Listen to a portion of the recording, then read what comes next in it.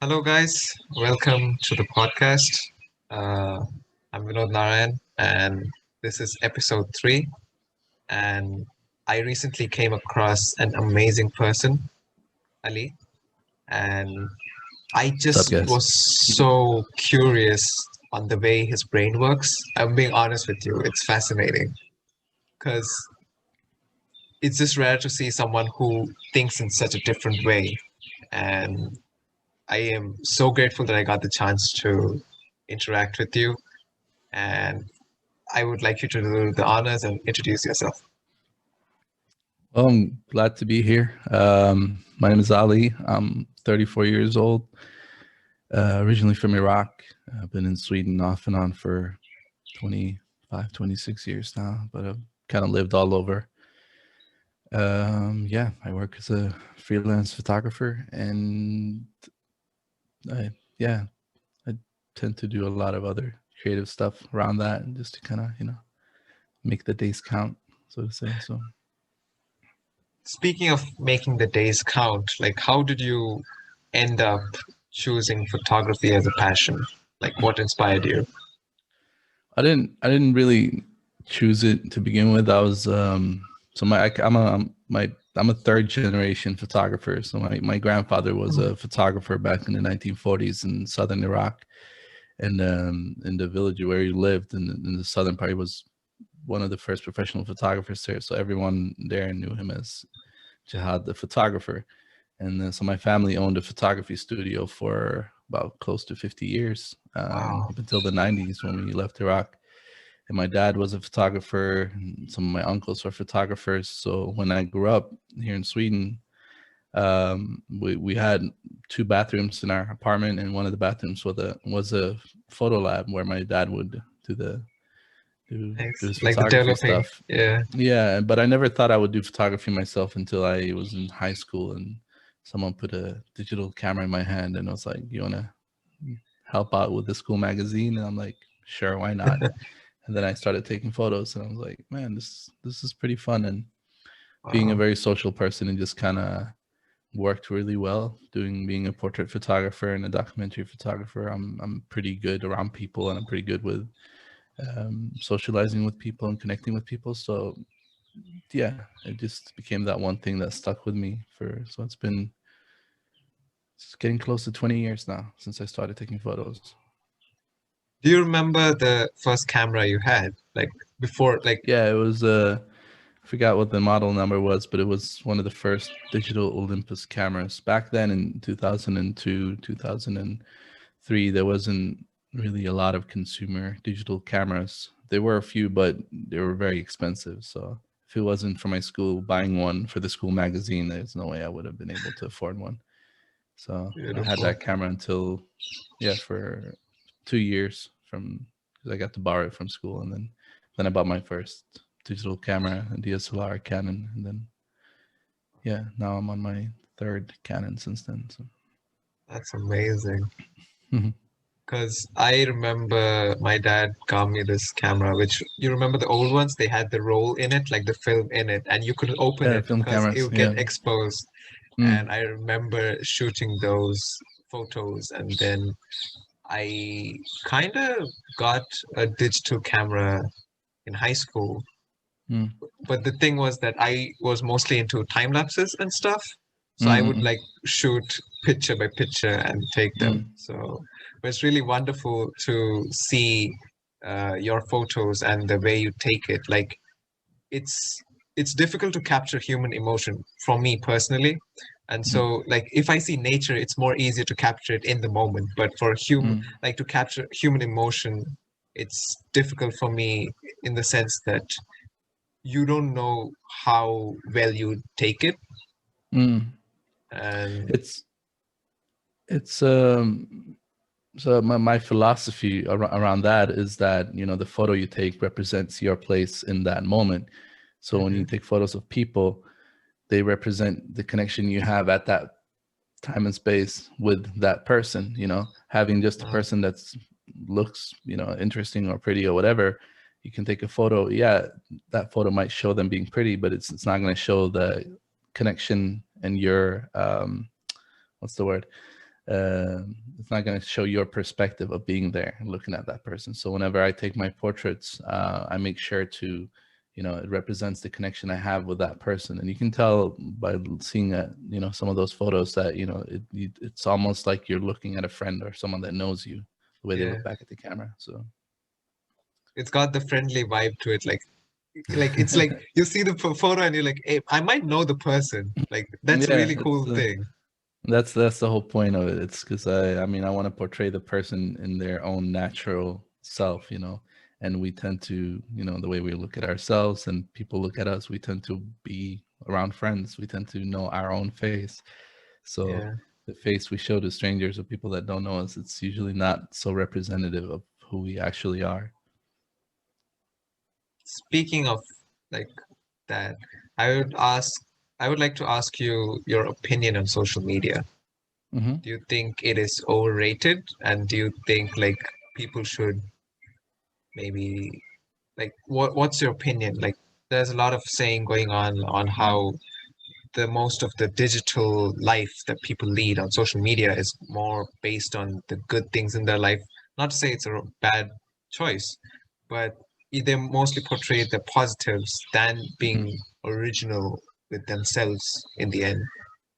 I mean, I don't think social media has brought out anything that's never been there before. Hmm. I think it's just made it a little bit easier for a lot of people to be able to find a platform for whatever it is, whatever information it is they want to put out there. I think it's just so much easier and more accessible for literally anyone and everyone to do it, and even doing it anonymously, which of course, yeah, it tends to put a spin on things and scare some people. Um, but looking back at how our society works and all that stuff, back in the days before internet and all that stuff, those things still existed. It's just that they only existed in the hands of few. Yeah, So now that it is accessible for literally anyone and everyone, yeah, it becomes a very lively place, both hmm, with positivity and toxicity, and but it still represents us as people, and it still represents our societies, and it still represents, it's still people behind all those true, things. So the only difference between social media, if you take it away, would be that there would be less of a platform for people to put stuff up, but it wouldn't take those thoughts and ideas and that energy away from people.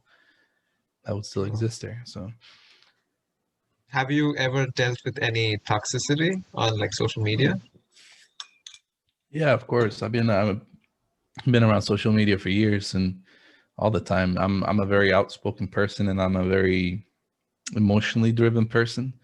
So I've definitely had periods where I've been extremely emotionally affected by things and very opinionated, and being, someone who looks like this and having very strong opinions about, stuff. You definitely run into people who don't agree with you, and they really want to make you aware that they don't agree with you. So yeah, but it's part of the game. It's part of social media. You have to learn to deal with that. It's like anything else. If you can't deal with people not agreeing with you, you probably shouldn't go outside that much. you know That is true. Yeah. Mm. But I feel like for me personally, I would assume that if you're opinionated and you have an opinion, it should be out there. Like like I feel like not many people are as good as like they would think to be on social media. Like Mm. for instance, if they thought that okay, I have a great personality, but it's basically because they posted all the positives on social media. But do you think it's relevant to how people perceive themselves as how they portray themselves on social media? I think on social media, people try to portray who they want to be more than who they actually are. Okay. And that can be a very good thing, if you're trying to be a good person, and that's who it gives you a platform for that. But it also makes it, you know, tougher, because a lot of the people that you see, whoever they are, whatever they post, good or Hmm. bad, it's not always gonna necessarily be the person they are. It's who they portraying. So Yeah. you have to be kind of prepared for that, and putting expectations on people to be, like they're not doing it for you. They're everyone who's on social media, whatever it is they're doing, 98% of them are doing it for themselves, either for positive reasons, meaning that they're fulfilling a purpose for themselves, Yeah, or they're doing it because they're trying to change something because they want to change it. There's very few people out there in social media that actually do stuff like mainly for other people. But and then again, that's just normal human behavior. We true. don't tend to put energy into things that don't pay off, or give Exactly. us anything back. We aren't necessarily service-oriented creatures, I would say. No, it's we're not. But this is, I mean, society kind of shaped us that way. That's what it's been like for the last. It's Couple that's hundred when, years. yeah, more than that even, and I think that's the biggest thing. When people, I hear that all the time, like, I travel to places and stuff, and people are like, it's so fascinating how people in the Middle East or in Africa or in Asia, they have so little, but yet they're so happy, and you hear those things. And it pisses me off a little bit because I'm like, it's got nothing to do with how much they have. It's where they decide to put their energy and how big their bubble is. Because here we're so focused on, career, money, education, everything, that your bubble tends to be just around yourself. You Yeah, have to make yourself survive, and everyone else is competition, and it's a struggle. But if you go to anywhere else, people live in communities. They true. know that even at the worst, they still have that community of people around them, family, friends, and everyone. And that bubble tends to be much, much bigger and more inclusive of these people around them. So that brings a calmness Mm, into people's life that people in the Western world aren't very used to. that is So true. it's yeah, it's I th fascinating. It's it's like I uh, feel like it's more to do with how they have their own mindsets. Like when you said that people say that, oh, they're still so happy and stuff, like it's more to do mm, with mindset, I would say, because you I have actually seen that. Like in India, I have seen people who don't have much, but the smile on their faces are so genuine. And you're like, how are you so like it's amazing. And for me, it's so inspiring to see that they don't have much, but they have this mindset that whatever happens, they're still gonna be happy.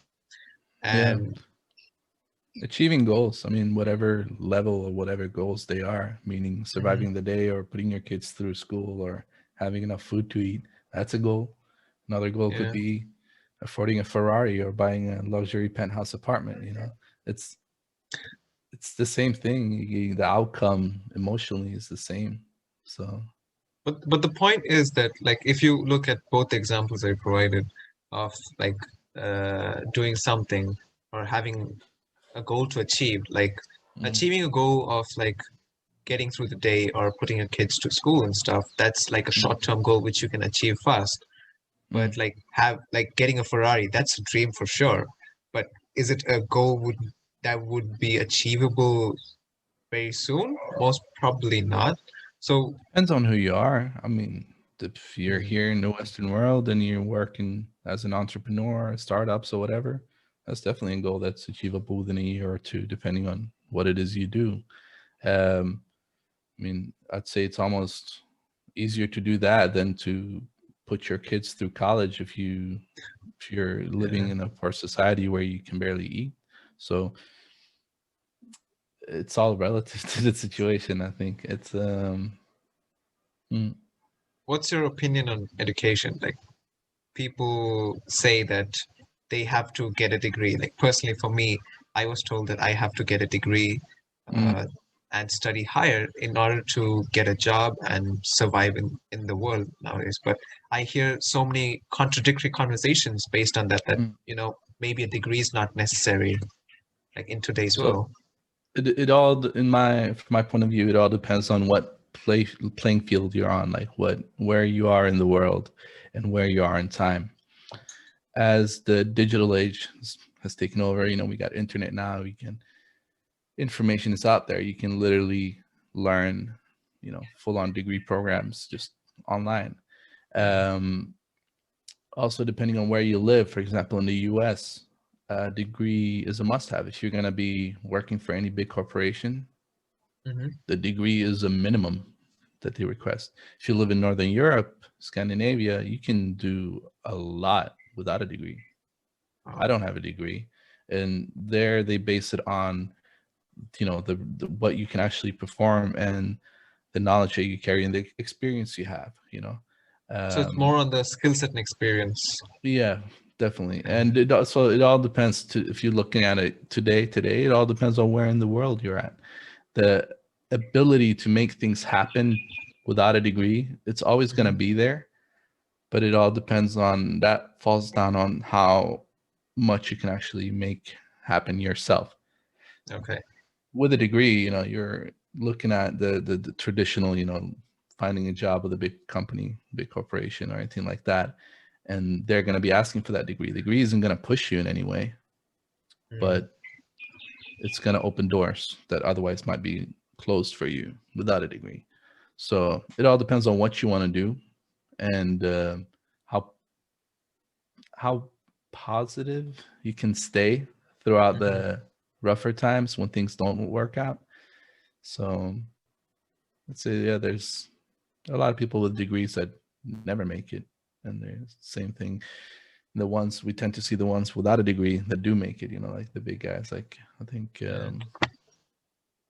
yeah, some of the biggest entrepreneurs out there keep talking about, like, well, I dropped out of college and started this company and that company and stuff, and the opportunity's there, but you have to be able to deal with a lot of shit to get as Yeah. big as some of the biggest entrepreneurs that we hear about. So, But I feel like the thing that you mentioned about like how in Northern Europe there you can do so much without a mm, degree. I feel like that's not the case in most parts of the world, like especially in places like the US. Like I feel like now it's more getting liquid, like the situation is getting more liquid where people are getting out, especially due to like social media earnings. Like people mm, can just do a few videos on like say TikTok or like Facebook or something mm, and they could get like actual earnings. But I yeah, feel like in most part of the world, like there is still this norm or this belief system that education is to be verified. Like I mm, always have a conflicting thought about that. Like I always feel like people say that education has to be verified through like a paper. Like for me, when I studied my university, my bachelor's degree, they were subjects that I loved. I was really interested in, but I never got to properly understand what they were. Like mm, I was just at the surface level, and now I'm getting my degree.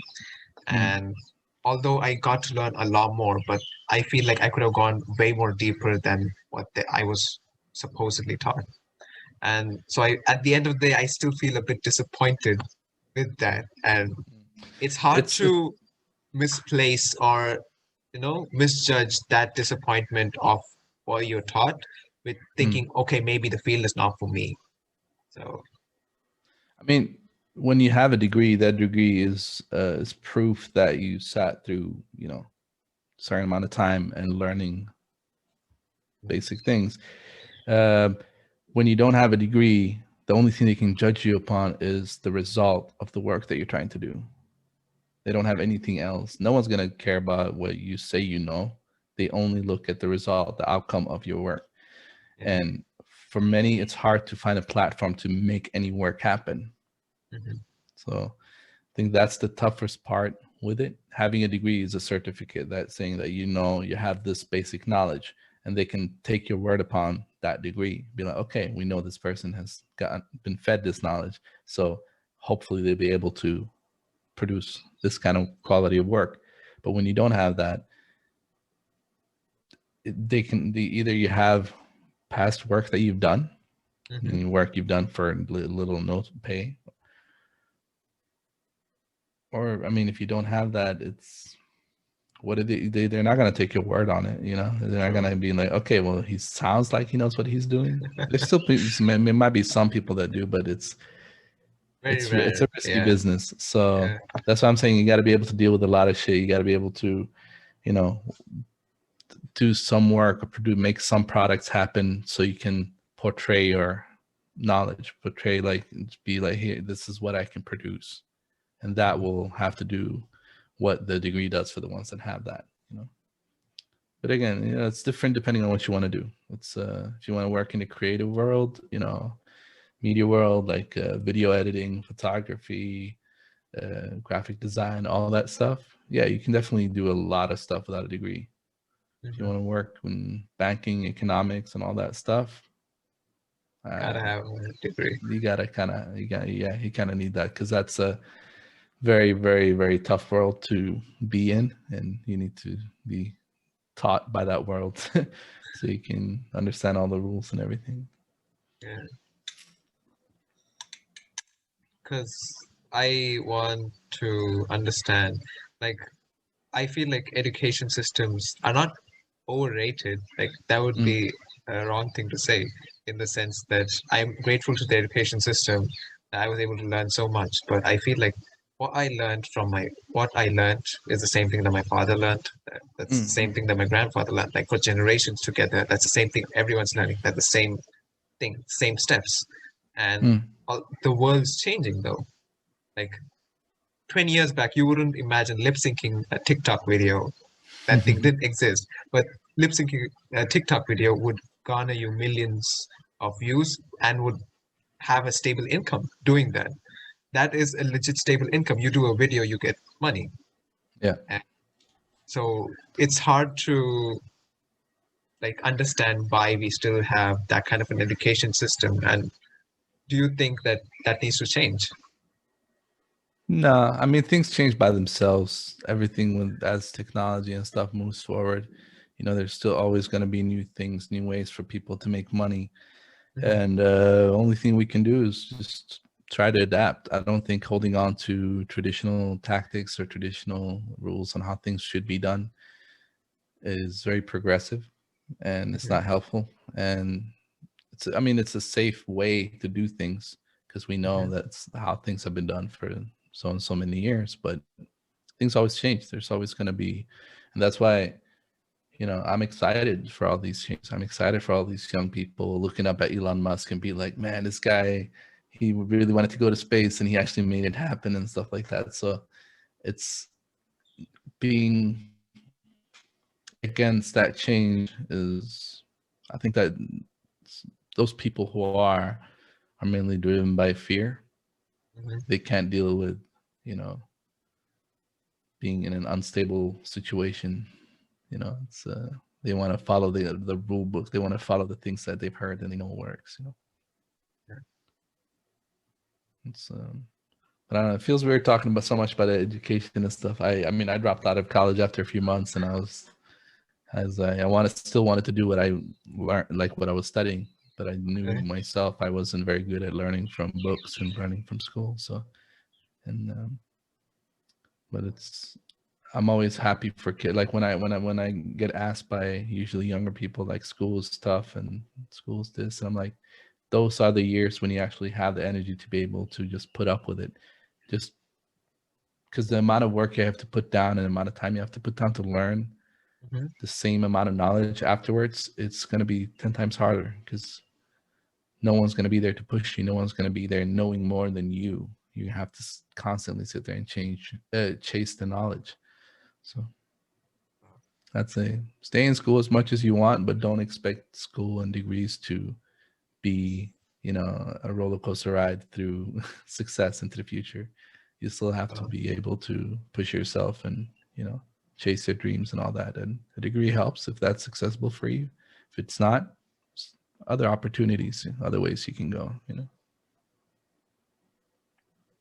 So I know we spoke about education a lot. Another Mm. topic that I would like to ask is because seeing you on on video is different, but seeing you on Instagram, you are a really fit guy.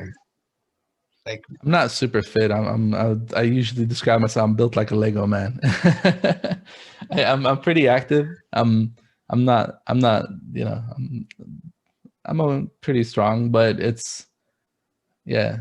Do you feel like exercise is something that most people are missing out on nowadays, like especially after the pandemic and everything? Yeah, I mean, I don't think most people would. Most of the people that don't do any form of exercise, they don't really understand what exercise, the role it plays in your life. Hmm. Um, but it doesn't necessarily have to be go to the gym. Like if you go on hikes or you go take walks or there's any form of physical exercise you do, Hmm. it gives you a break from your normal daily life. It beats your body up so your brain doesn't have to, and Nice. you can rest way differently after, you know, working out than what you normally do. So it's I think, yeah, if anyone out there who's been like, yeah, exercise is fun but I don't see the point in it, just Hmm. give it a few weeks. Just make a program and just start doing it. If you don't see the point and you got nothing to lose, and I promise you it's gonna pay off. Nice. Because I feel like after the pandemic, like personally for me, I used to walk a lot and then I was stuck with Zoom classes and I stopped walking. I literally Mm, stopped walking for a year. And then I tried getting out and it was so hard. Like the mm. whole year I told myself, I was like, nah, I can do it. Like it's still in me, I can do it. And then when I went out, it was like, oh my God. It's like I felt rusty of some sort. Yeah. Yeah. But it takes a few days and then you're back into it. The hardest part of any physical exercise is usually getting out the door, not actually doing the exercise itself, but leaving your comfort, leaving your bubble, and Yeah. getting there, making that decision that I'm going to go there and do this now. But usually once you start, you feel good right away. And so, yeah, do more exercise if you guys don't do it. Uh, what's your view about how the pandemic has changed the world? Is it a good thing? Is it a bad thing? Is it okay? I mean, it's probably opened up a lot of privileged people's eyes on their situations. Both, they definitely feel more vulnerable now. They understand how lack of important things such as social life and stuff, how much that can affect you. Yeah. Um, there's some positive, things with this whole thing. All in all, it's a very, very sad thing. A lot of people dying, a lot of people getting really sick and scarred for life. And um, as as a planet, as larger societies, I'd say, yeah, hopefully it'll have some form of positive outcome in the sense that people are going to be more aware that we are more vulnerable, and that this is maybe the daily life for people in certain parts of the world where things like Ebola or the That plague, is whenever something it we pops take up every now granted. and then, we take for granted. Yeah, and then it's crazy. Like even here in Scandinavia now, people are still out partying and hanging out with Really? people and stuff and living like they don't even like that. There's no pandemic going on. It just shows how they don't want to accept, that Wow. the world isn't as great as they think it is. People feel vulnerable. And sorry, not vulnerable. They feel invincible. Sorry. That's right. But that is something we do take for granted. Like, I think that we took hugs, I would say, for Mm, granted before COVID. for sure. For Man, sure. what would I do for a hug? Trust me. It's, I mean, I live alone and I normally work in very, very social circles. And the last spring when I did my first quarantine period for like 2.5, 3 months, I remember I went outside after when summer started and the numbers had dropped down a lot and people were starting to socialize a little bit. And I went out and I had someone hug me for the first time. It felt really weird, like good in a good way, but it was like, Yeah. man, I never expected the effect it would have on me. Um, yeah, it's crazy. It makes you realize the things you have in your life that you don't really know that you have. Like, you don't value Um, those things as much. yeah, and Yeah. So I'm hoping that the new norm that we're gonna have after this pandemic is it's calm down. It's gonna be a better one, more aware, more, people are gonna have slightly more understanding for the world and themselves. But knowing how people are, I think it's a lot of places are just gonna forget about it, honestly. You think it's gonna be that easy to forget Uh, eventually? in the Western world, like Europe, certain parts of Europe, US, it's gonna be a few months, and then people aren't even gonna talk about it anymore. Wow. They're gonna go back to exactly how they did before. Um, but yeah, and a lot of people are gonna be, a bit more appreciative of their daily, life that they have and the things they can do. And but we're gonna have to find a new norm, because just living We, the ignorant life that we used to back in the days is not. There's no way to go back to that. definitely. Mm. But do you feel like so? I still hear of a lot of people who are afraid of like who are rejecting even getting a vaccine Mm. uh, in the basis of like this is like a government hoax, and how you said like people are still out there partying. Like if you had one piece of advice to give to them, what would it be? Listen to the smarter people. Listen to the scientists, and just read read the you know read the Use information that they put out there. yeah, Look at the statistics. No one's trying to control you. No one's trying to put chips in you to mind control you. No one's trying to take over the world. You know, it's yeah. Just listen to the scientists and the professionals, and ignore those posts by all the Karens on Facebook or Instagram or whatever. It's yeah. just educate yourself as much as possible. If it's something important like your own health or the health of your family, your loved ones, educate yourself as much as possible. Okay. Because I feel like all of these assumptions and these things that people assume are Mm, so fear-based.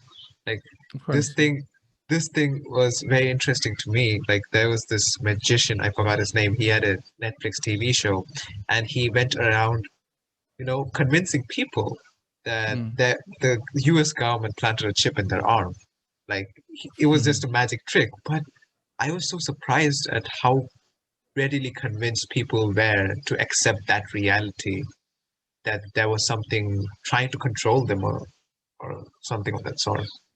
Yeah, it's we live in a world of paranoia. We live in a world where we're being fed scapegoats, and we're being fed, um, we're being taught to, look less inwards, Mm, and we're giving scapegoats to blame for everything that's going bad out there.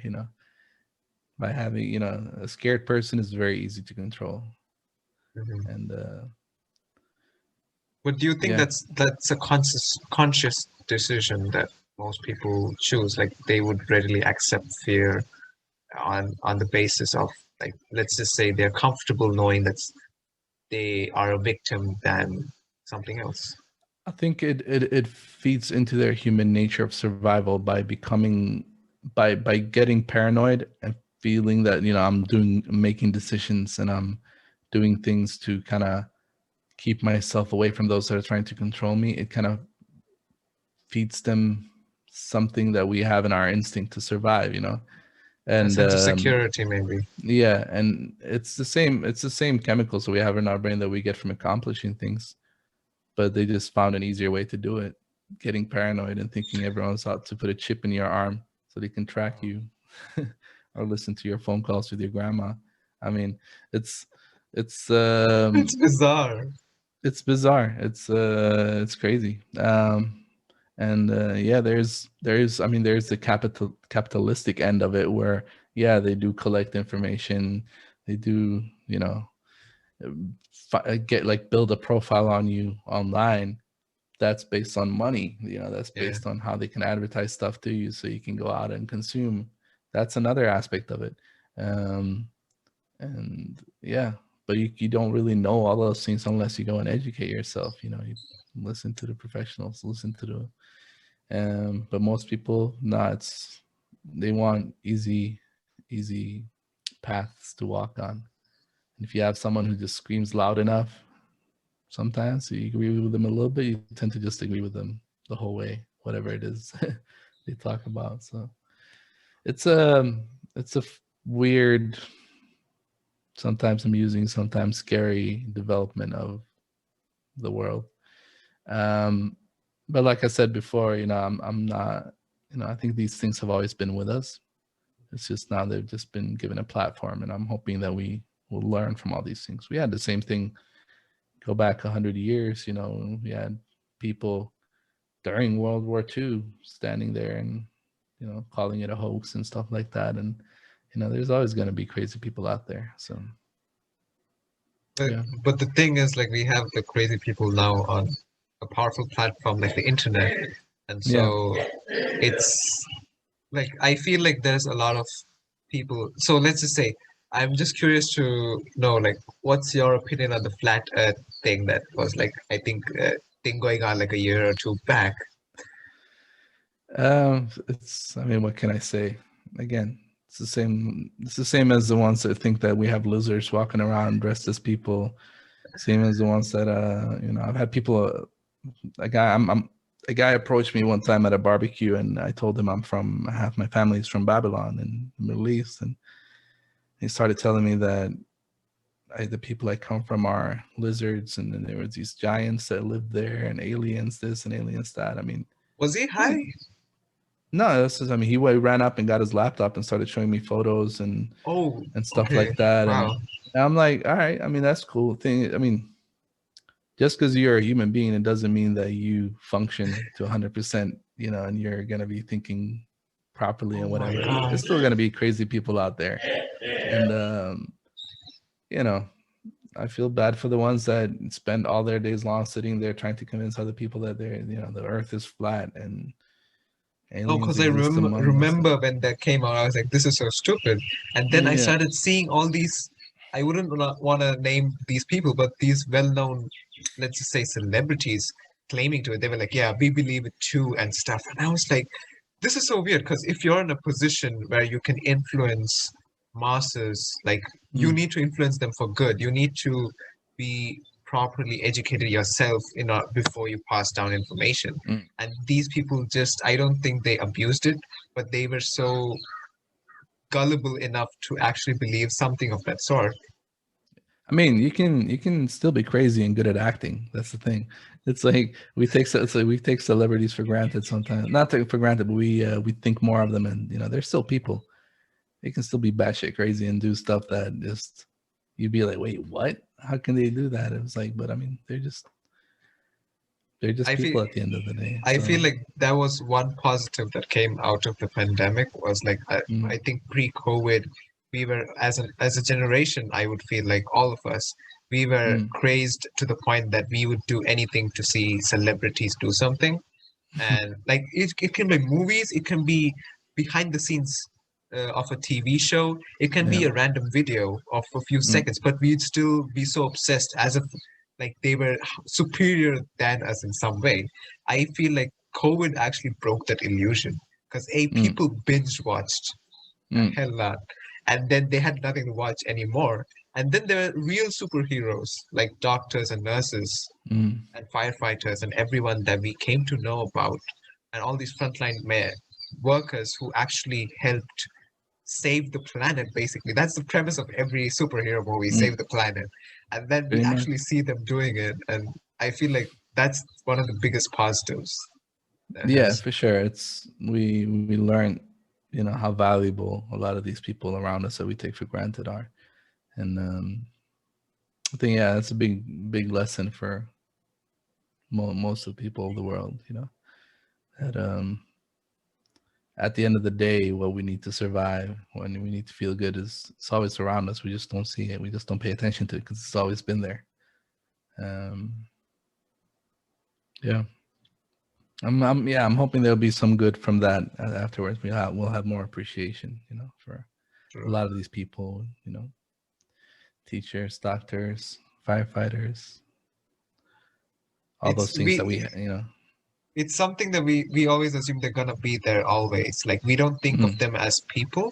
I would mm, rather think that we would think of them as something like a fence of some sort. Like, okay, you know the yeah, fence is gonna be there to protect your house, yeah, but yeah, you don't think of uh, them as people. And yeah. that was something that came I out get and that sick. was I go really to good. the hospital. The doctor fixes me. Well, you don't think that the doctor has his, he's got his shift. He's got his family. He has to pick up groceries on his way home.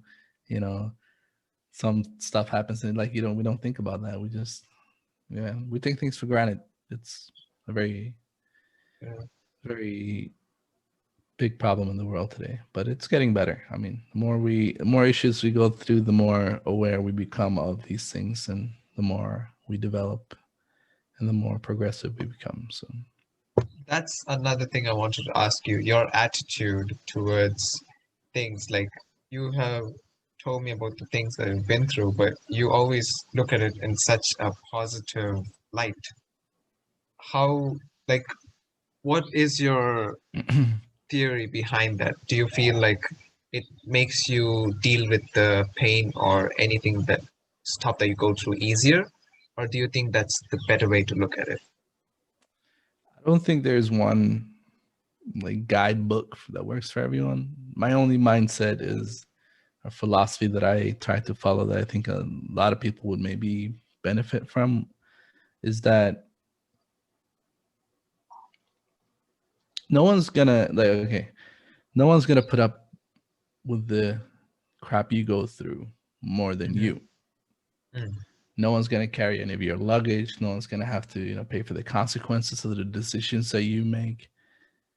So the one thing you have to prioritize in your life is to make sure that you yourself is working and your machine that you have is all oiled up and and appreciating yourself because you know we, people forget to make themselves happy. We tend to go out and look for happiness in everywhere else except within ourselves. We don't realize that people can only love us as much as we love ourselves. We set the bar to how much appreciation people Wow. can give us, how much love people can give us. um One of the things I tell people a lot of times is like the greatest gift you can give to the people in your life, the people that choose to have you in their lives, the people that love you, the greatest, most amazing thing you can do towards them Hmm. is to be the best you that you can be. And that starts with taking care of yourself and doing the things you love. Because I mean, honestly, what else do they want? Like out of all people on the planet, they choose to have you in their life. They want you to be the happiest that you can possibly be. True. So they don't give a shit about the materialistic stuff you can give them. They want you to be happy. They want you to grow and become the most amazing person that you can be for yourself, because that'll be an addition in their life. So I just tell people just do whatever it is that makes you happy, because the result of that doesn't just affect you, it affects every single person in your life. And if everyone else did that, imagine how the effect of that, the butterfly effect that would happen, and suddenly our societies become much better. We find things more in common with each other, and we build up communities and societies within these Yeah. otherwise very, very lonely bubbles that we have. you know I again remember John Lennon's song, Imagine, where he says, "A world without borders." Like, I know it seems quite like when I say this to people, people are like, nah, that's not going to happen. But I feel like mm. the internet as a tool, for example, has made it such a place that that's basically a world without borders, if you think about it. Of course, and a big problem with that, and it just made me think of it when you said John Lennon, is that on the internet, social media, and stuff, people choose what they want to show you. Mm. You're stuck with all your shit, all the good, all the bad, all the stuff in between. All that stuff is in your head all the time. You look at the internet and you see 3 posts a day from someone. They get to choose completely what they want to show you. And you look at someone like, man, I wish my life was as great as that person's life. which is bullshit. Like everyone's going through all that crap. All everyone's got shit that they worry about. Everyone's got stuff that keeps them awake at night. You know. Yeah. So, but we tend to compare. We tend to want to be like other people, and we tend to think. We tend to look at people like John Lennon, Gandhi, whatever it is, celebrities, and be like, man, they were such great people. Everything was perfect and amazing, which was not. None of these people were angels or perfect in their own ways. They They had a had their good own message, struggles. sure, Yeah. but they had their own struggles. They had stuff that made them, in many people's eyes, bad people. And just know that, we're all people at the end of the day. We all have shit to worry about, and we all have good things and bad things and all the other stuff in between. So just love yourself. You gotta lift yourself up, because honestly, no one else is gonna be able to do that for you. It's so that's my only philosophy in everything that I do. It's like it's gotta be for me first, and it's not selfish. If not, it's the complete opposite. I hear that from a lot of people. It's like, well, if I put myself first, that makes me selfish. Like, no, because you're an addition to other people's life. By improving that thing that adds to other people's life, you're giving more towards other people. You're Yeah. making sure that the positivity that you normally put towards other people is bigger. Therefore, by taking care of that yourself first, you're adding more to other people's life by doing that. And Wow. yeah. This is something that most people wouldn't necessarily like think about it in that sense, because it feels like, because I'm a creative person, so in my mind the metaphor that went was like every person has their own inner light. So if you shine it brightly, the more it helps other people shine their light brightly. Yeah. But we live in a society where we need to sell self-help books. We need to sell antidepressants. We need to sell medicine for this. We need to sell cures for that. So of course, no one's gonna, that the message isn't gonna be pushed by everything and everyone. But yeah, it's a bit, it's a big topic. If you, I tend to get stuck in it sometimes, and I definitely have days where I'm like, I completely lose my train of thoughts, and I'm like, I forget even the philosophies that I try to live by. But everyone has bad days. True. And how do you think that your experiences have shaped you to be now? Would you go through it again if given a choice? Fuck no. Like I'm very like don't misunderstand me. I'm very happy that I lived the life that I did. Would I go through the same life again if I could make the choice? No. Like, but it's a lot of the views that I have and a lot of the appreciation that I have for my life comes from going through a lot of tough things growing up, and living in refugee camps for years, and no water, electricity, Damn. trees, grass, or anything, and then being shipped off to Europe and suddenly realizing that, man, I have all these things. Definitely helped me appreciate the life that I have now. Even at my worst days, I'd be like, I'm sitting here, I'm like, man, I got my guitar behind me, I got Netflix in front of me, I got people I can play games with online, I got music, I got a roof over my head, I got cold and hot water coming out of a pipe from my wall. All those things are just, how fucking lucky am I to have all that? So Wow. even at my worst, I'll be like, okay, I have that appreciation, and that comes from coming here as a kid and realizing that, wow, this is unreal. It's like being in a movie, you know. I'm living in a tent in the desert for 3 years, and Damn. so yeah, it definitely helped me, and the outcome of it was this appreciation that I have now. Would I go through it again? Probably not, but I don't regret, I'm glad all that happened. It's one of those things. It's like going through a really, really tough breakup. You learn a lot, but you don't want to go through all that emotional crap, Yeah, you that make was this true. decision too. So. Wow. But okay, so I remember we were talking about war yesterday, and I really wanted to bring it up because I I know a few people who, not by choice, but they wouldn't mind, like, I'm not saying it's a wrong thing, but they have this notion that it's probably good to be in a war as some sort of badge or something of that sort. But I always felt that it mitigates or like initiates a sense of having like an enemy or something of that sort, where we should be working towards the opposite of it. Um, a lot of people want to go into war, want to be soldiers, want to be all this because they need that validation. You know, they think, you know, if I wear that uniform, if I get that badge, whatever, it might show some, you know, show other people that, you know, the stuff they've gone through, or Yeah. they'll get some respect for being in a certain position. Um, I wouldn't I wouldn't recommend going to war for anyone for any reason. There's still always going to be soldiers. There's still always going to be people who get sent off to war. But if you have the decision to, just don't go. It's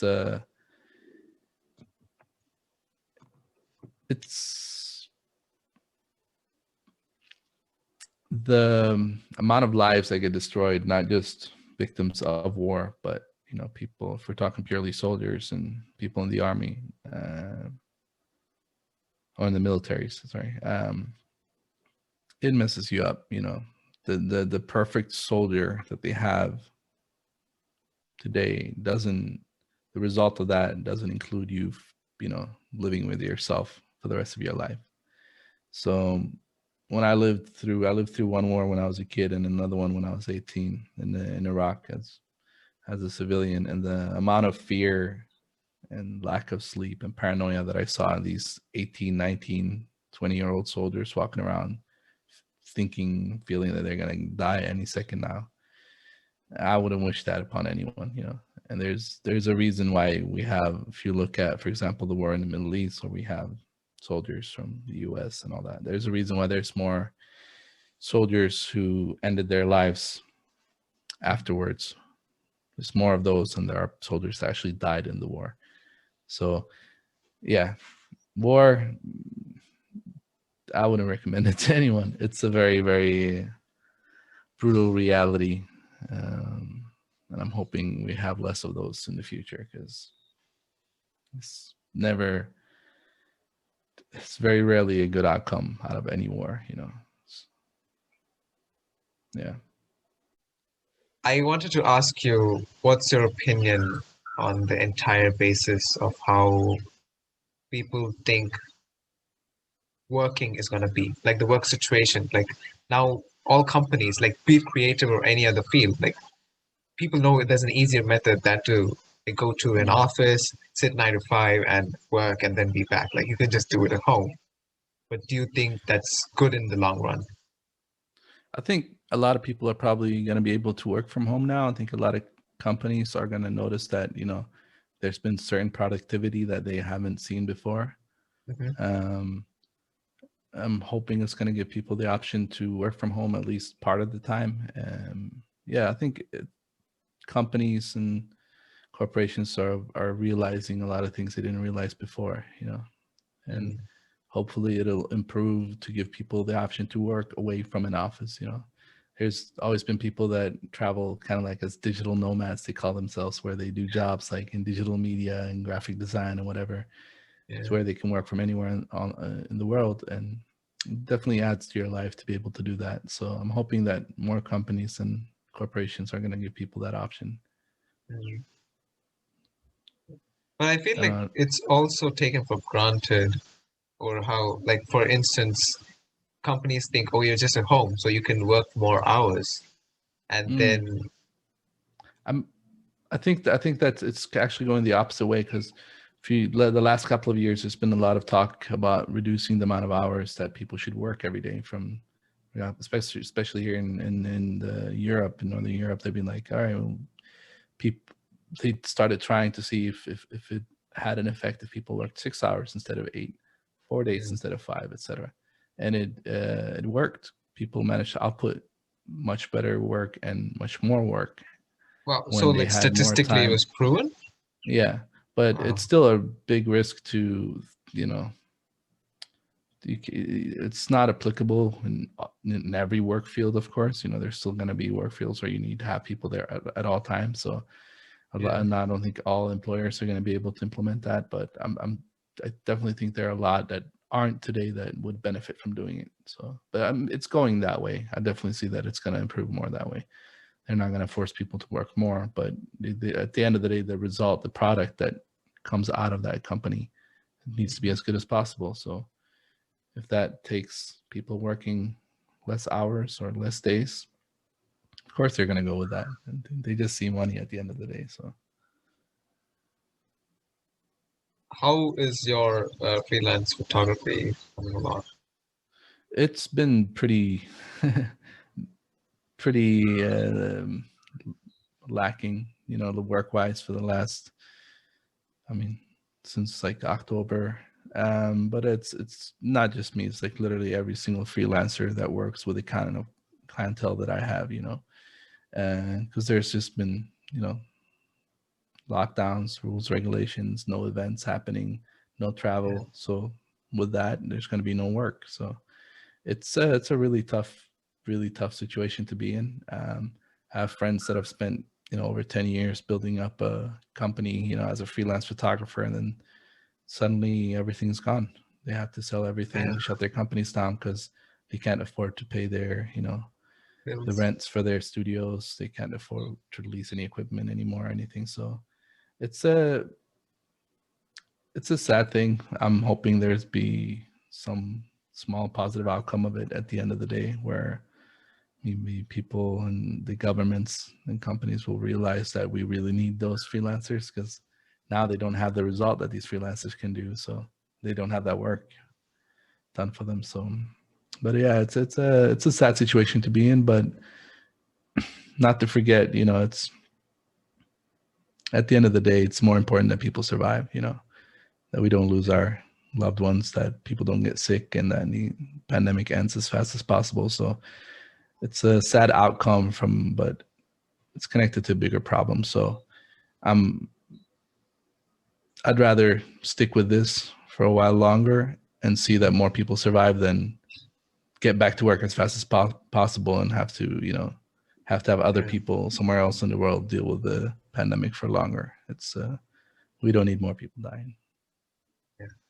And speaking of like this, I think that like I know we spoke about education systems, but I feel like schools are changed forever. Like Mm. I feel like we were lucky enough to have like I'm not sure about you, but at least for me, I was in like such a school or a childhood where I could experience having to go out and play Yeah. and have the experience of recess, like everything of that. Like I feel like that's gonna be like kids of the Zoom generation are gonna miss their entire experience. And I feel like they're not gonna realize the value of it actually. Maybe, but it's still going to be a good change. I mean, we're always going to be like, as humans, we're always only going to be aware of the things that we go through and the stuff that we see around us. And um, it's sad, but I mean, it is what it is. That's how it's always been. It's Yeah. yeah.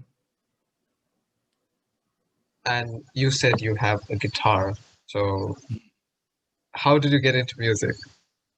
Well, I lived in Australia in 2007, and I met a guy who traveled the world and just played music for people on the street. And I saw him play, and I'm like, man, I really want to do that. And growing up, I listened to a lot of music, and we couldn't afford any instruments or anything like that. So I was always like, would be cool to learn. So when I met him, he taught me a few chords, and yeah, that's where it started. And I I don't know. I have a lot of different areas that I find very, very fascinating, and music is being one of them. I collected music for a long time, and I listened Nice. to a lot of different kinds of music. And a couple of years, 2 years ago, I was like, I should find a way to kind of play my music for people, So I started DJing and Oh, at a club here in town, and yeah, yeah, music is awesome. So I try to do it in any form or shape that I can, that fits into my life. And playing guitar and singing songs is just one of them.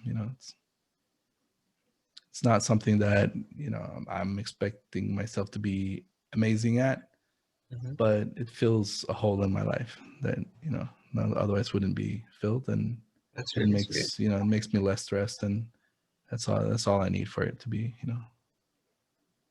Um, and how did you like? Have you ever? You said that you come across a lot of youth that you speak to.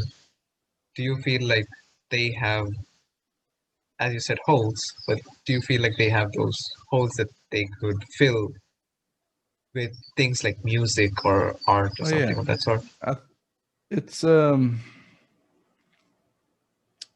I feel like a lot of the young people don't understand how much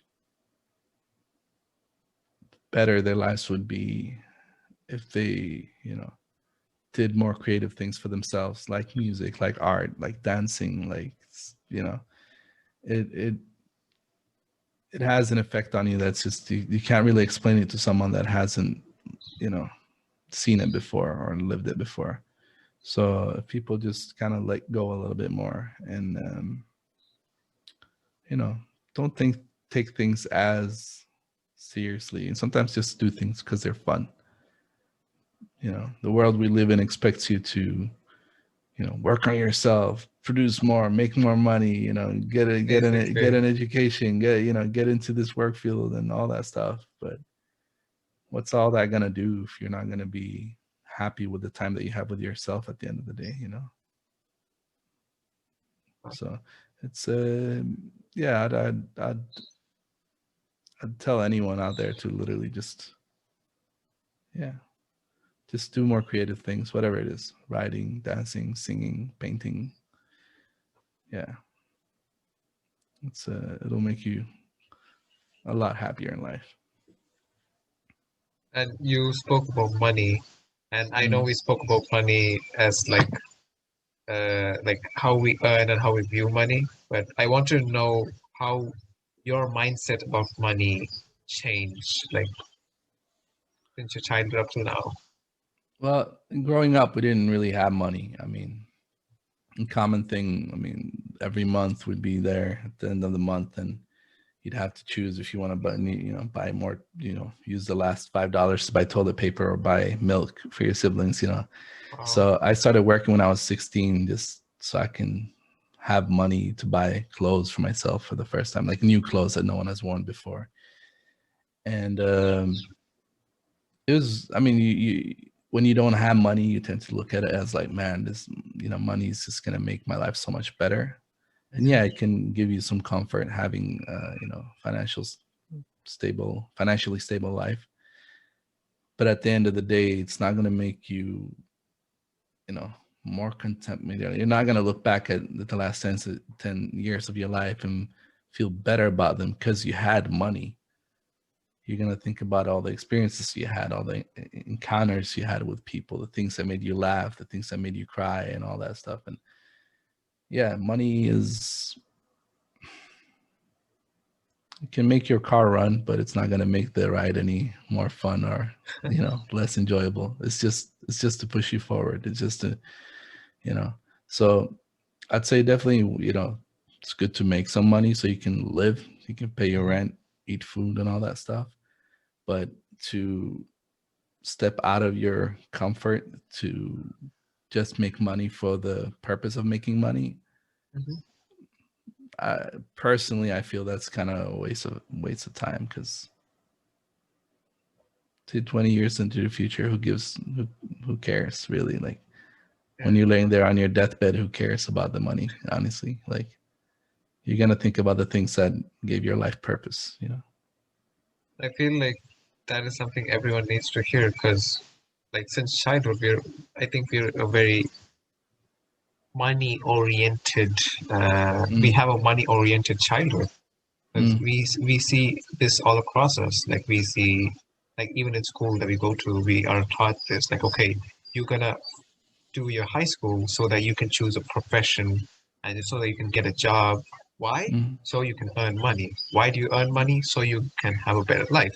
So ultimately, the connection is like money equals a better life, and no mm, money equals not a good life. And I feel like we're often fed into that mindset. mm. And So it's that comes with, you know, having scapegoats, with having, that's why a lot of societies out there, worlds out there, they need poverty to exist, because without poverty they don't have, you know, they can't point at the poor people and tell the, you know, the working class, but look, if you don't work, that's where you're going to end up. exactly. So they need poverty to keep the machine running, you know, and that's why we're being taught that, you know, money is the number one drive in the world, and money is what we need to make and all that stuff. And yeah, money is important, but it shouldn't be the first priority in everything, you know. It's yeah, we need to, yeah.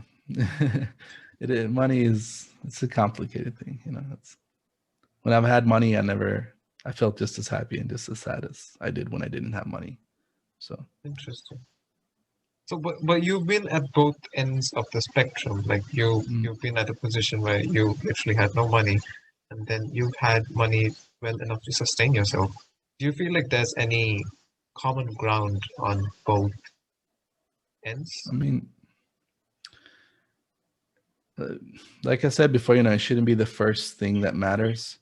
And Mhm, that means that money isn't gonna make you feel better or worse. You know, you still feel the same amount of happiness and sadness, be it you mhm, have $10 in your bank account or you have $200 million in your bank account. mhm, The amount of happiness and sadness that you can feel in your life is still going to be exactly the same. You mhm, might have less worry sometimes because you know, you don't have to be late with your rent or something. But other than that, the things that would truly add to your life, mhm. they don't come from money. You know, it's Yeah, yeah, you can build yourself up so much just by literally looking inwards and doing simple things as being creative, you know, and just doing things for the sake of doing them sometimes. mm, And many times I feel money takes away more from people's lives than it adds, you know, that's because interesting. if you look at a person who has like, take two people, it's easier for someone who doesn't have money to look at the empty bank account and be like, that's the reason why I'm not happy. If you have someone with $100 million and they're not happy with their life, what do? They start blaming themselves. They think they're sick. You know, they want to suddenly feel they want to escape that reality of just being who they are. So I think that's probably the most common thing that we see in the world today. Yeah. And that's something that you told me before, like yesterday, and I was surprised, kind of surprised to hear that. Like I asked you, like, aren't rich people happy? Because that's usually the impression that we get.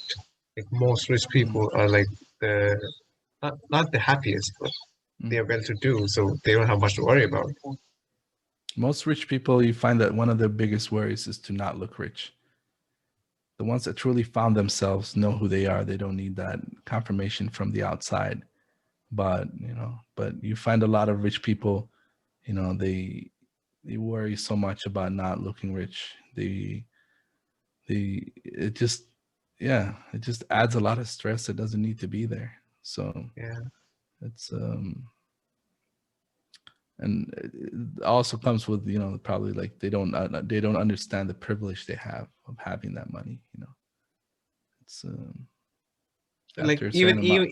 even if they came from a low background and they like Mm. worked hard to earn it, like you think they would still not understand the privilege of being rich? Yeah, a lot of times they don't. I mean, they understand they understand the value of money in their life, but how often do you see someone? I mean, they do happen, but how often do you see someone that comes from a background of nothingness, grows up to make all that money, and then uses that to push other people into improving their lives? Not very often, you know.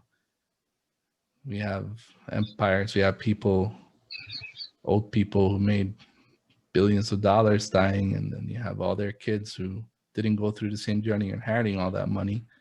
And what do? They release makeup brands, you know, they put faces on shampoo bottles and Rolex watches and all that stuff. How is that helping the world? I mean, it's again, the world isn't perfect. It's always been in more or less the same way as it is now. Yeah. And it's very easy to feel sad about that reality. Like sometimes I think about all those things about the world, and I'm like, man, it brings me down. But again, like I can't expect the world to lift me up at the same time. Only I can do that, So I try to do the things that I can do for myself. I can't go and tell people how to do things, but I can live a life to whenever I meet someone and be like, oh, so what do you think about this? Oh, this is how I see it. If they find that inspiring or cool, I'm like, great. But I can only change things from inside myself. It's the world is always going to be run by for other purposes. Money being one of them. And you have told like going inside is like the only way to properly be like. Could you elaborate on that? Yeah, I mean, if you look at the world and you're not happy with what you're seeing, most of the time people try to change. Like it's like looking at a painting and you're not happy what you're seeing. You try to change the painting, right? That's how I feel most of the people look at the world. The way I see it is maybe you should work on your perspective of that place, And like again, the world is built up by people. How do we change the world? We don't change the rules. We change the people. We inspire the people making the rules, the future generations that are going to be sitting in those positions of power to where those changes can come. So, yeah, that's what I think. It's like instead of trying to look for the perfect world filled with the perfect people, we should aspire to be the perfect person that we can be. And hopefully other people, because if everyone did that, then the world would be better. But we tend to lash outwards, we expect other people to be better, but we don't want to work on ourselves. Oh, okay. That's a new way to look at things, because I feel like most of us just look at a scenario or expect like, okay, when I'm gonna be there, or when I'm gonna do this, or when others are gonna be like this towards me, I'm gonna be maybe happy or something. But I don't think we ever look at it in the sense that I should be the better one, or more how I want others to be, like I should be in that sense. Yeah. Seek to be the change you want to see in the world. It's a very old cheesy saying, but literally that's what it means. It's like you want people to be more open and happy and positive. Be open and happy and positive towards other people. Don't expect it from them, but be that towards them. They might pick up from that. They might get inspired. Yeah.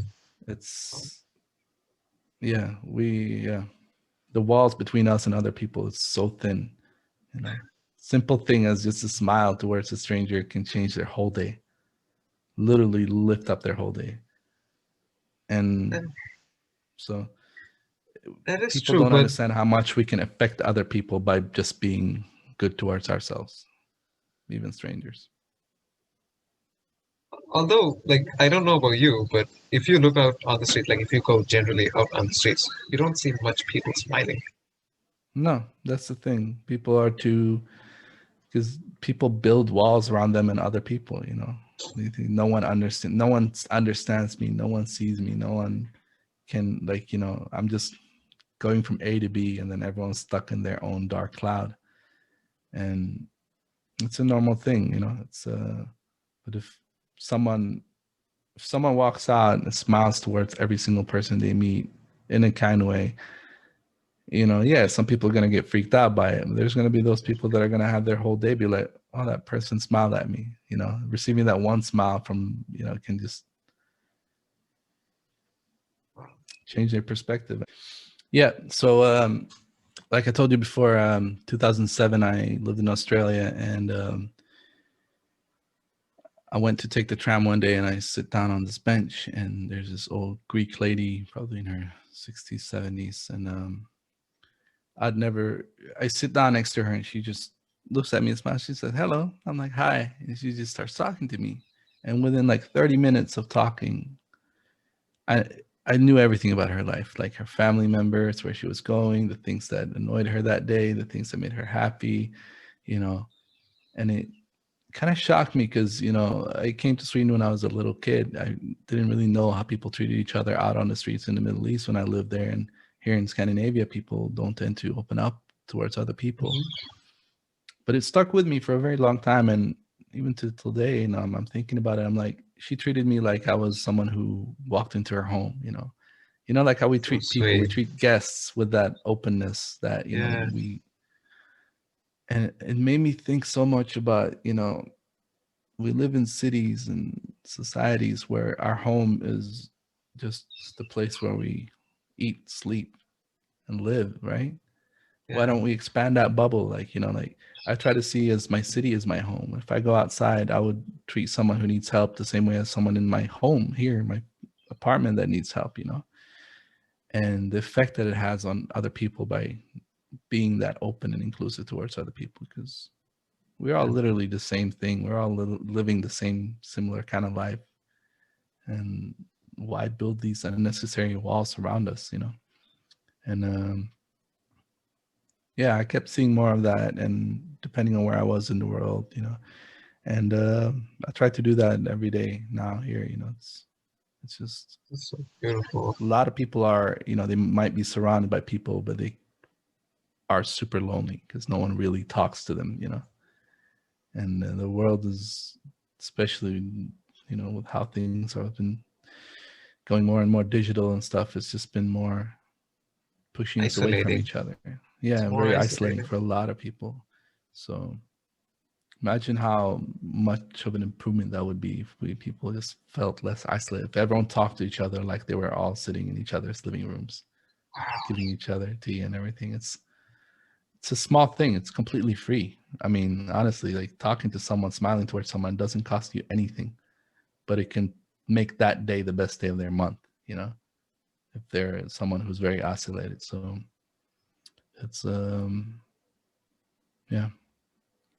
And this is so good because I feel like we don't value, because I can understand and kind of relate, like being uh, with so many people and you still feel lonely because you're not connecting. Like you're you're basically alone with yourself, no matter how Mm, big a crowd you're in.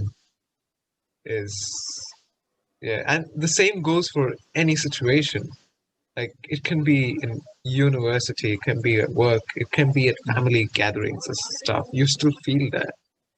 mm, And I feel like you put out a very powerful point that unless you start treating basically the world as your home and the people in it as your family, like that's the only way forward. yeah, that's how people can live, you know, to their full capabilities. It's by realizing that we're all kind of living the same life. Like I mean, I've lived in a lot of different places, worked in a lot of different places, every single continent, every all the people that I've met. Yeah, they speak different languages, they dress differently, you know, the culture might differ, but when you talk to the individual, Mhm. at the end of the day, they want the same things, you know, they want love, they want to be happy, they want their loved ones to have a comfortable life and good life. And it's the same Yeah, thing everywhere you go. And it's crazy how society is kind of pushing us away from that in a way, you know. It's politics and money and capitalism and all that. It's just we lose contact with the reality that we were in, you know. It's like we're like a tribal people, come from living in tribes, and we're all one big tribe. And we're being taught that, you know, we should just, you know, just be pushed away and just be in our own selves, you know. It's crazy. it's saddening too. Mm. But I mean, it's again, you know, it is the reality. So what can we do about it? We can't sit there and expect things to change by themselves. We can only, We can you know, I change can go ourselves out and and try our to be positive perspective. towards other people. Exactly.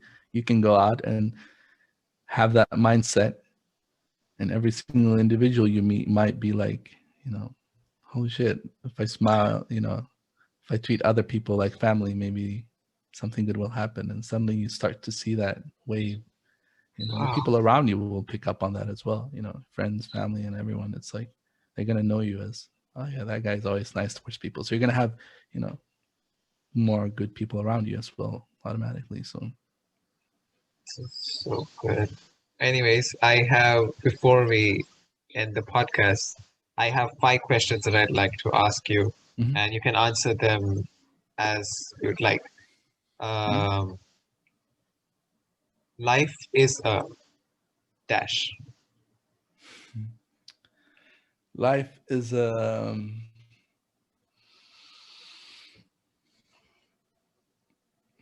life is a uh, how could you explain this? I don't know. You Life could is a say a blessing and sentence. life is a blessing and a curse. It's could be everything good and it can be everything bad. It all bases down on what you make it. No one Wow. out there is gonna tell you how your life is except for you. If you could go back in time, what was the one thing you'd tell your younger self?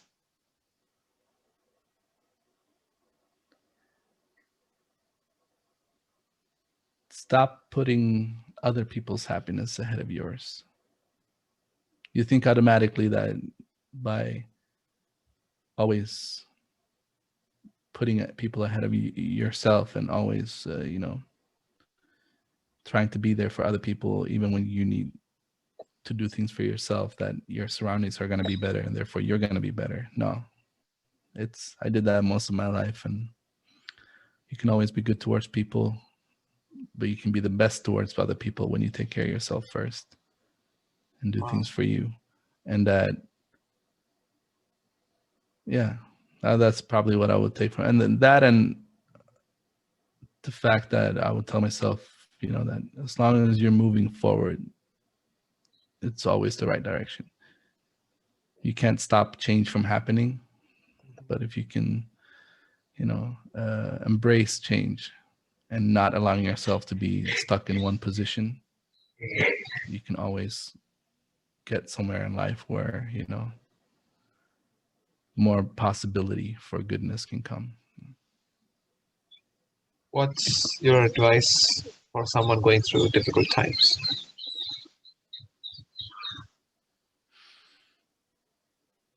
Do something creative. Get stuff out of your head. You know, whatever it is, heartbreak, maybe you lost someone in your life, maybe your pet died, whatever it is.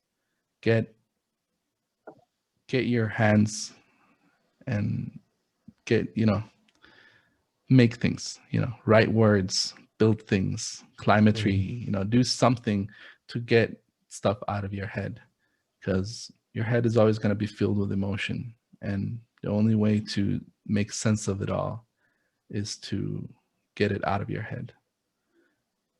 Talk to people, talk to your pets, talk to anyone, write a poem, sing a song, you know, as long as we get the feelings out from our heads, from our brains, you start to feel better. And with that said, allow yourself to be sad. Okay. Sadness is usually connected to negativity, and it's gonna, you know, like, don't be sad or be happy, you know. No, I say, if you feel like you need to cry, cry as much as you can possibly cry at the moment. Our bodies are built to, you know, process things. When we feel sadness, we need to process that. The way to process that is to cry. You know, when you do that, you get it out of your system. Mm. It leaves more open space for other things to come in, other good things. So This is don't be really scared of beautiful. being sad. Because I feel like we often tell ourselves, no, I can't be scared or Mm. I can't be sad because no, just no. There's no why. There's Yeah. just no for it. And talk to people. Ask for help. If you really feel like you can't deal with everything in your own mind and your own self, talk to other people. You know, it's never ever a bad thing to ask for help. And the next question is, how important do you think, let's just say, in relationships, how important do you think is I don't know how to put it in perspective, but you told about how you valued relationships Hmm. and how important do you think time is as like I don't think we often think of time in that sense where you're like, okay, how important do you think time is a factor in relationships? Talking like romantic relationships, friendships, or Anything. relationships. And I mean, it's always important in a sense because as soon as something becomes, we get used to it, Hmm. we stop appreciating it. Okay. We start to expect it instead. And when we start doing that, time will go by really, really quickly. And yeah, and I think it is important because time will always tick on normally as it normally does. I have this weird game that since I was a little kid, I was always fascinated by how when things are going well, time Uh-huh. goes like this, 6 hours Yeah. can turn into 5 minutes. Yeah. When things are bad, we tend to feel like 5 minutes can be a whole week. And True. I was so fascinated with that when I was a kid. And I was always like, I kept thinking that exact thought every few years. And I try to keep that in my mind, especially when things are going well, to really appreciate those times. Because I know Oh, that not all times are going to be great. And it's important to think about time when things are going well so you mm, can value conserve it. some of that positive energy, some of that happiness to the times where you might need it a little bit extra. And what's the one thing that you think people should have to make the planet a better place? A value, a sentiment, a philosophy, anything. Self-love. Nice. Listen to your own mind and your own needs. Love yourself, and confidence doesn't has nothing to do with other people. Mm. So one big mistake I see with other people is they think that by being self-loving, by being confident, it means you have to appear stronger than other people. You have to be cocky in a sense. No, it's completely wrong. Confidence and self-love means that you don't doubt yourself. Doesn't mean that you need to scream out you know, your how proud you are of yourself or whatever. It means that you don't doubt yourself in the moments where that would normally test you.